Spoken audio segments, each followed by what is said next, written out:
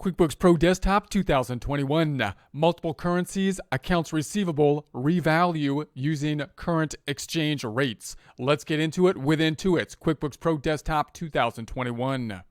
Here we are in our multiple currencies practice file. We currently have the open windows open. You can open the open windows by going to the view dropdown, selecting the open windows list. We're now going to be opening up our financial statement, our balance sheet in particular, by going to the reports dropdown, company and financial. We want to take a look at that balance sheet standard balance sheet. I'm going to change the dates up top in the customized reports so we can drill down on them from 01/01/21 to 12/31/21, January through December 2021, and okay.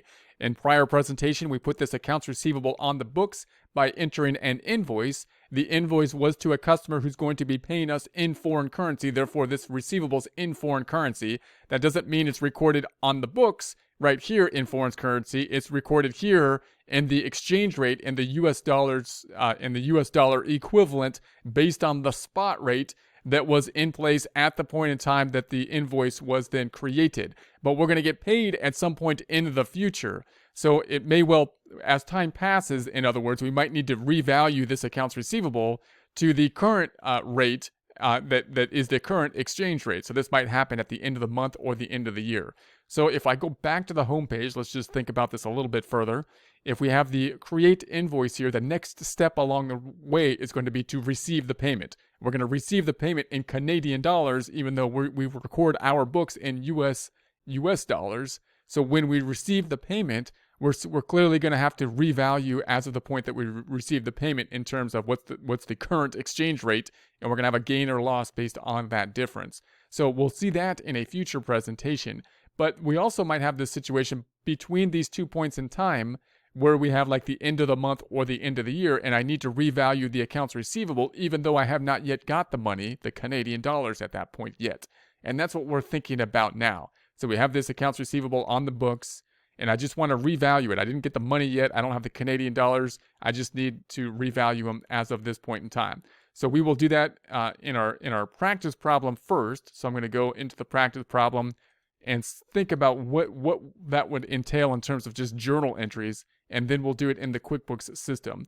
So same kind of scenario here. We're just mirroring the same thing. We got the 27,300 on the books. That's the US equivalent dollars as of the spot rate date.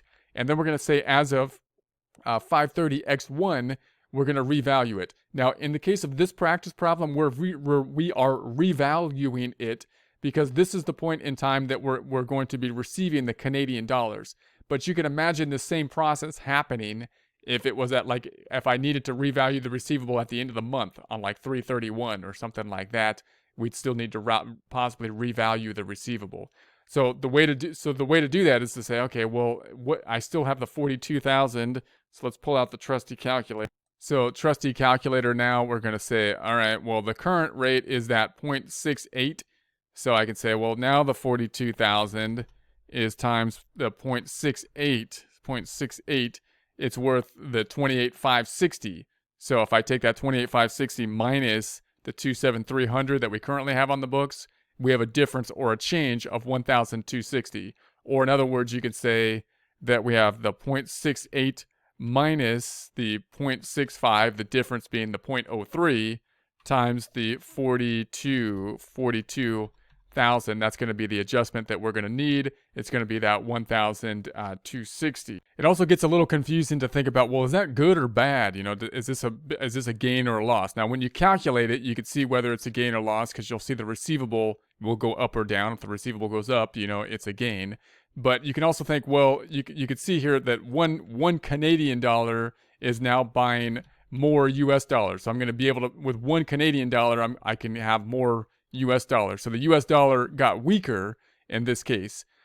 But for us in this particular transaction, that's good because we're going to get paid in Canadian dollars. So the Canadian dollars got stronger. We're going to get paid in Canadian dollars. So it's actually a good thing in this transaction.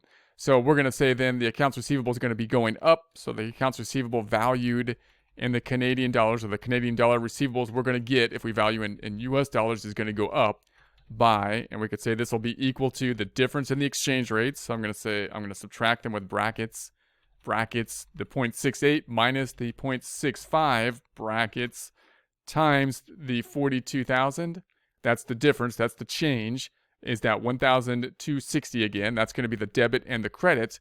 The credit then is going to go to, and if it's a credit, it's a gain. So we have a gain, receivables going up, which is good. It's a gain. It's going to go into the foreign currency transaction gain. So there we have it. Let's record this. There's something in the receivable, so I'm going to double click on it, go to the end of it, say plus. We're increasing the receivable by that 1,260.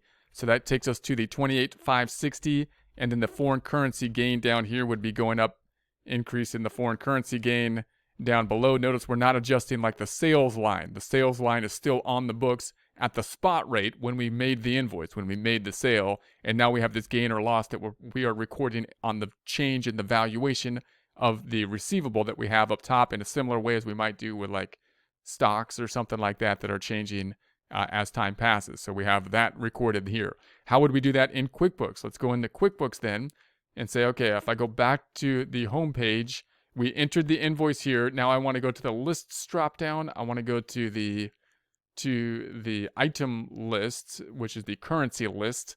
So lists, currency list. And so we have the Canadian dollars, and what I'd like to do is adjust the rates again.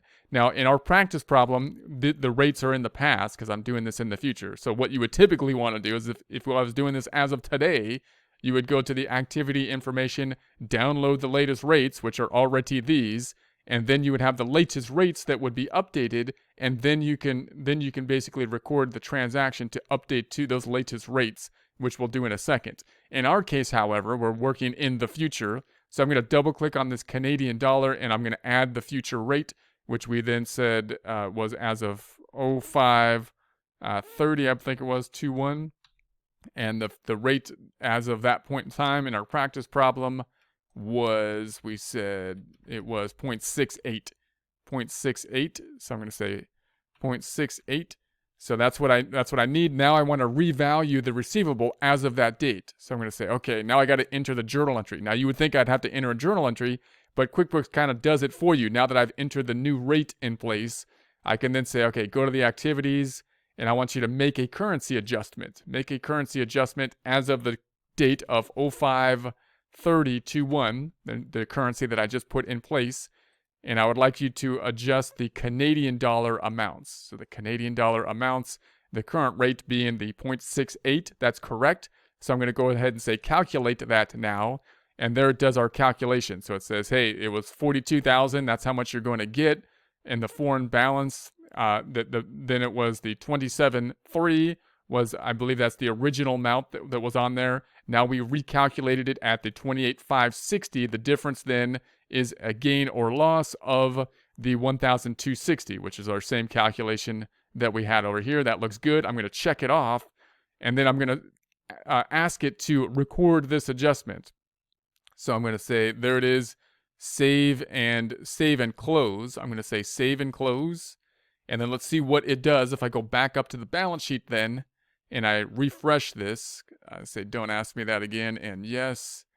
And then we've got the accounts receivables now at that 28,560. So the 28,560, which matches what we have here. So that looks like it did the same thing. And then if I go to the profit and loss by going to the reports drop down, company and financial, take a look at the profit and loss standard for the range of 01/01/21 to 12/31/21. We also have that exchange gain loss of the 1,260. It's actually a gain here. It's a negative because it's in they put it into the other expenses. So it's a negative. If it's a revenue because it's in an expense line item, but it's going to flip back and forth between gain or loss. So there is that. So you can see it increased, of course, the bottom line to that 28,560. So there we have that there. If I double click on it now, I can see the transaction. They did it with just a journal entry. So it's just a journal entry. If I double click on that journal entry, then it's just a transaction journal entry where they recorded the credit to the gain, the other side going to the accounts receivable just like we did, but they had to assign it to the customer. So this will also be affecting the customer item. So if I close this back out, balance sheet, we have this item in the 28,560. Let's go to the reports drop down. And customers and receivable, take a look at the customer balance detail report. Then we have this adjustment here as well. So remember, they're going to be paying us in foreign currency units. But we're now revaluing it. It was valued in US dollars at the 27.3. Now we adjusted it by that 1,260 to the 28,560, which of course then needs to tie out to what's on the balance sheet here. Now, if I go back to the home page, now what we did is we had the create invoice. We're going to receive the payment, but now we did this interim thing here, this journal entry. Now, that's going to kind of mess us up because when we receive the payment, typically that will revalue the item at that point in time as well. So in other words, if I didn't have that cutoff period in the middle and I just said create the invoice, receive the payment without doing that revaluation process, QuickBooks should do the journal entry to revalue as of this new point automatically. Because we did this middle entry, it may result in QuickBooks doubling up that journal entry, that revaluation process. So we might have to reverse that revaluation then when we record the entry. So in other words, the transaction we just did, we might want to reverse it. We might want to record it as of the end of the month or year and then reverse it after that so that QuickBooks could then do the transaction for us when we go to the receive payment. We'll see that in a future presentation.